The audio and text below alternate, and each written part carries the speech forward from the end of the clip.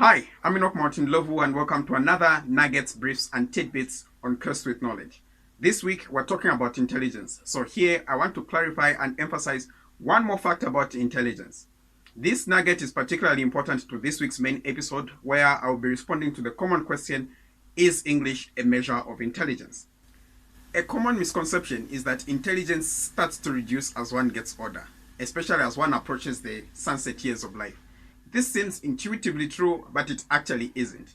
Intelligence as a whole doesn't diminish with age, unless a degenerative disease such as dementia or Parkinson's disease comes into play. However, it does undergo significant changes as one gets older, which is a general trend throughout life. Certain mental abilities are stronger at some stages in life and weaker at others. For instance, language acquisition is strongest before puberty because a child hasn't undergone what is called synaptic pruning, a process where the brain removes excess structures and synapses so it can be more specialized. So in a way, a child's brain is better than yours because it is more flexible. But like I said, intelligence changes forms throughout one's lifespan. But generally, it gradually moves from what is called fluid intelligence to crystallized intelligence.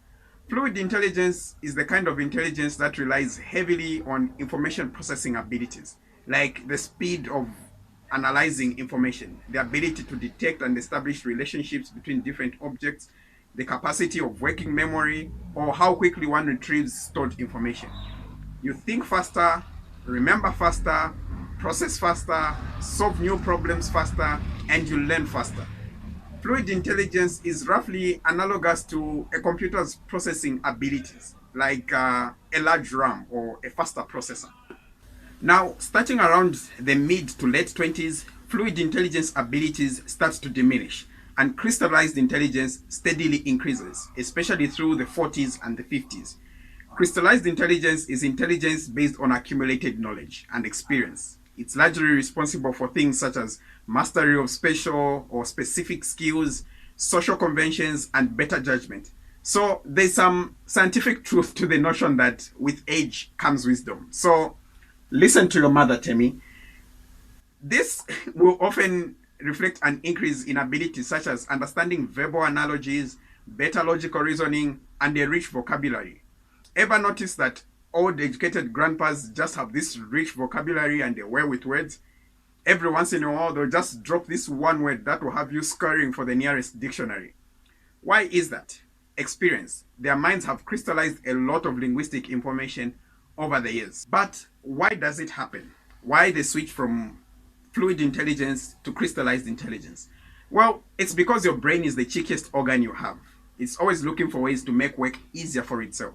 So it's always devising shortcuts. That is why it learns. It wants to figure something out once and for all and never have to dedicate vast mental resources to it. This is efficient, but the problem is the brain can't learn everything. That is why crystallized intelligence is always recognized as operating within a cultural context, while fluid intelligence is adaptive. So the drawback with crystallized intelligence is that it also sucks at dealing with novel problems. So if you presented an old timer with a problem they have never had to deal with before, they'll take a long time to come up with a solution for it if they don't just brush it off in frustration.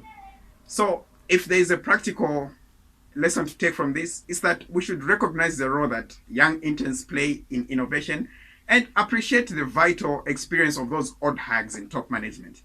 I'm Enoch Martin Lovu, and thank you for watching Nuggets, Briefs, and Tidbits on Cursed with Knowledge.